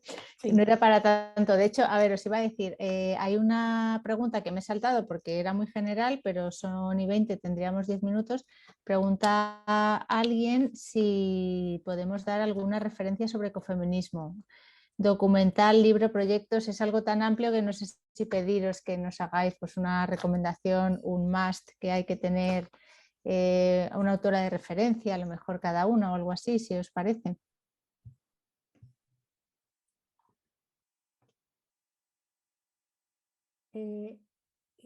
Tiro yo, ¿te parece, Venga. Julia? Y luego, bueno, a ver, en el plano teórico, yo, por ejemplo, recomendaría en lo que es desde la mirada más de la cultura, por así decir, más ilustrada y occidental, para mí una obligación es Alicia Puleo. Yo creo que es una maravillosa mujer que tiene un conocimiento tremendo y muy extremadamente rigurosa y pone muy bien el marco. Es decir, si tuviéramos que hablar de los ecofeminismos, que muchas veces sus propias protagonistas no los denominan así, sino que hablan más de feminismos territoriales o feminismos comunitarios. Yo hablaría, por ejemplo, de los movimientos de mujeres contra la red, contra el patriarcado y el extractivismo que hay en América Latina, que es una red potentísima donde hay unas mujeres impresionantes. Hablaría de Acción Ecológica, por ejemplo, que es un movimiento ecologista de Ecuador donde hay unas referentes ecofeministas tremendas, o hablaría, por ejemplo, de autoras como Silvia Rivera Cusicanqui o Lorena Capnal, ¿no? Por movernos en dos ámbitos culturales y dos aproximaciones al ecofeminismo claves, ¿no? Y luego yo lo que buscaría serían sobre todo sus aterrizajes, es decir, yo miraría lo que están escribiendo colectivamente muchas defensoras de la tierra en América Latina, o lo que están escribiendo y produciendo, por ejemplo, las jornaleras en Huelva, en resistencia, jornaleras en lucha de Huelva, o las trabajadoras domésticas del territorio doméstico, ¿no?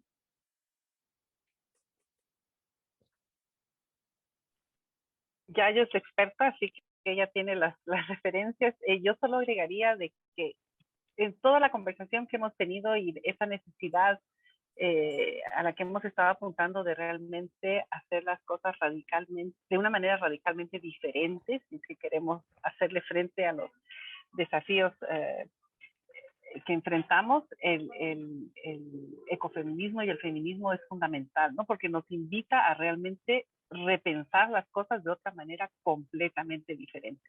Yo creo que ahí está el valor de esa, sí, de esa filosofía, de esa manera de actuar, manera de pensar, manera de analizar, y es muy importante. Entonces va mucho más allá de la legítima lucha de los derechos de la mujer, es realmente una solución, una plataforma, yo creo necesaria para que repensemos el tema del crecimiento que estamos hablando, de los cuidados, de la empatía, de una economía y una sociedad que realmente responde a las necesidades. Creo que decían, Yayo, al principio que tú hablabas de la guerra contra la vida y de vivir una vida que valga la pena vivir, sí, algo así. Claro, sí. entonces eso yo creo que lo puede fomentar, bueno, lo va solamente fomentar, porque estamos de acuerdo, una manera radicalmente diferente de ver las cosas, y el feminismo nos ofrece eso. Sí, yo estoy muy de acuerdo. Casi, según te estaba escuchando, o sea, en realidad es que es una mirada que es una verdadera cosmovisión, es una cosmovisión distinta, ¿no? Es decir, es un cambio antropológico brutal que subvierte las prioridades del modelo dominante y que en ese sentido es realmente emancipatorio no solo para las mujeres, sino para todas las personas. Creo sinceramente que muchos hombres también son aplastados por la dinámica patriarcal. Los hombres, digamos, que a los que se considera menos valiosos o que ocupan lugares subordinados son también aplastados, y es un movimiento que yo creo que puede englobar muy bien una mirada que conjuga la superación de los colonialismos, que es antirracista, que digamos, trata de revertir la lógica de dominio, la lógica violenta del patriarcado, y también, digamos, esa lógica ecocida, ¿no? En ese sentido, es verdad que es mirar desde otro lugar y ver el mundo desde otro orden de prioridades totalmente diferente. Bueno, pues muchas gracias a las dos. Ahora sí vamos a intentar ir cerrando.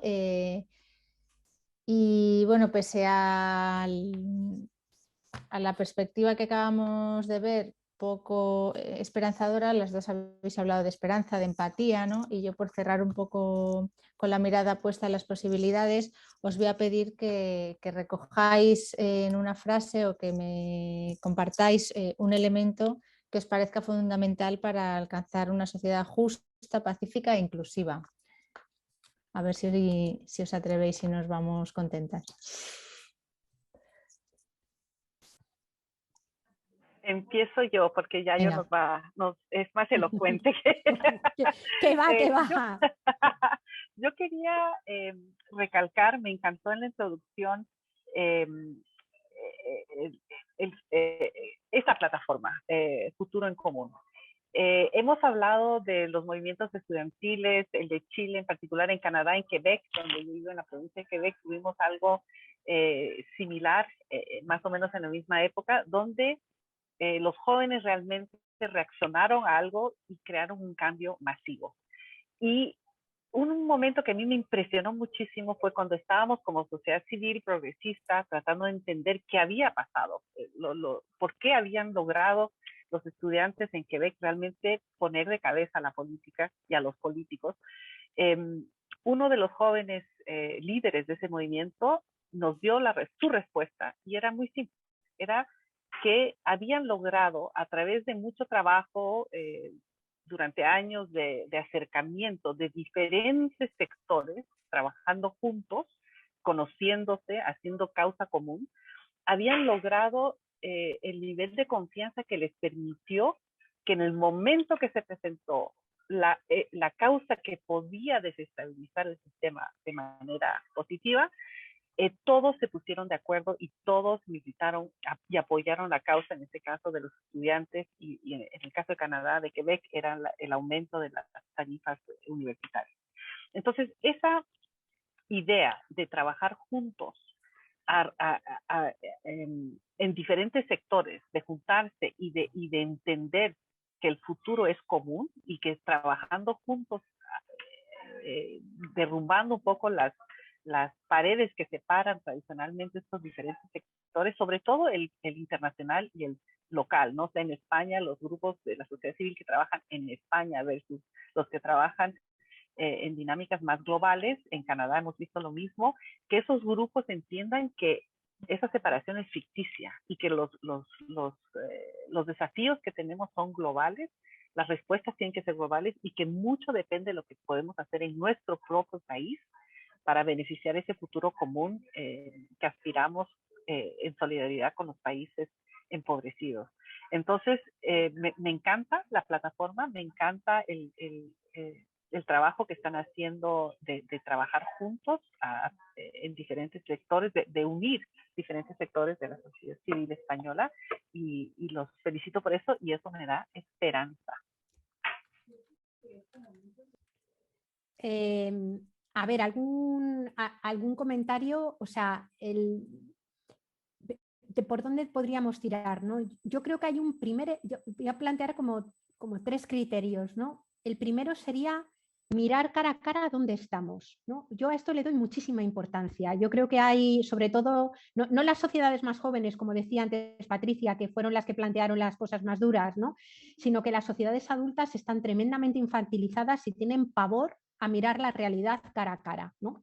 Es decir, somos sociedades muy miedosas, ¿no? Miedo a perder el trabajo, miedo a perder, a no tener casa, miedo a perderla, miedo a no tener trabajo, miedo a perderlo, es decir, vivir permanentemente con miedo, ¿no? Pero, sin embargo, hay que mirar cara a cara la situación que tenemos para poder afrontarla, ¿no?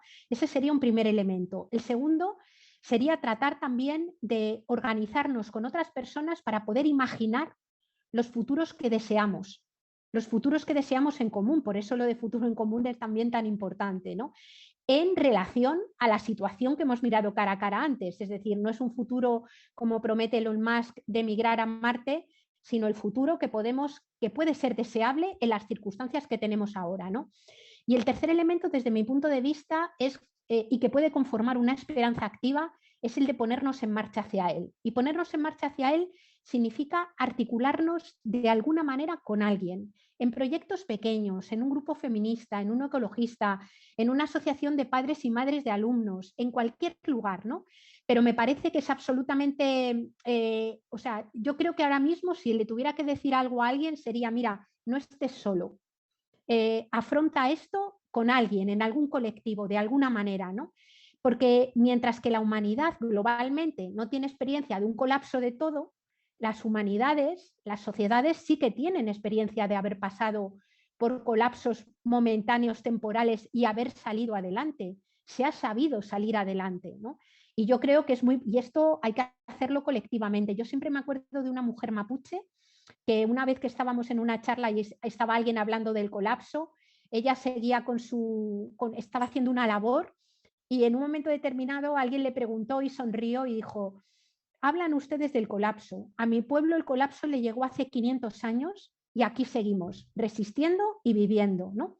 Y yo creo que eso es una cosa tremendamente esperanzadora, ¿no? El articularnos con otras personas para ponernos en marcha, para construir aquello, aunque sea en lo pequeño, y experimentar el éxito de hacer cosas en común, yo creo que es fundamental y base para poder también acumular fuerzas para cambiar lo grande. Bueno, pues muchas gracias. En el chat hay algunos mensajes que os agradecen vuestras intervenciones y vuestra claridad. Hay alguien que nos cuenta, dice que en el mundo rural estamos viviendo una avalancha de proyectos de energías renovables basados en la especulación sin ninguna planificación. Parece un sitio al que mirar también. Y nada, yo con esto nos despido y doy paso a Arantzazu Romero, que es integrante de CODES y secretaria técnica de Futuro en Común, que ya va a cerrar el seminario de hoy. Bueno, cierro dándoos las gracias, muchas gracias a Patricia, a Julia y a Yayo por esta sesión maravillosa de reflexión compartida que hemos tenido con vosotras. La verdad es que es un lujo. Creo que es un maravilloso primera sesión de arranque de este curso de formación que empezará el 12 de mayo y que vamos a utilizar como material todo esto que nos habéis contado para una primera sesión también para la gente que esté haciendo el curso sobre cómo reflexionar, sobre todo porque creo que habéis puesto las bases fundamentales sobre los grandes desafíos que estamos viviendo hoy y cuáles son las brechas y las ideas fundamentales sobre las que trabajar, o sea, y sobre las que trabajar para enfocar mejor nuestra actividad política, comunitaria, de construcción de un mundo mejor, de generación de nuevos discursos, pero que, como decía Julia, en eso no nos podemos quedar. Esa generación de discursos tiene que servir para cambiar sentidos comunes, ¿no? Y además ese cambio de sentidos comunes tiene que servir también para transformar nuestra realidad, ¿no? Para combatir esta guerra a la vida de la que hablaba Yayo. Entonces, de esto va a ir el curso. Tendremos a Teresa Pérez González, a Luis González Reyes, a Inés Posadelas y a la propia Julia siendo profesores de este curso. A la gente que haya sido seleccionada para hacer la tutorizada, pues a partir del 12 nos vemos y el resto lo podremos hacer a partir de julio, ¿no? Y tendremos este lujazo de plantel y esta charla que poder coger con cuchillo y tenedor y seguirla trabajando. Muchísimas gracias, Yayo, Julia, Patricia, por esta sesión. Y hasta pronto.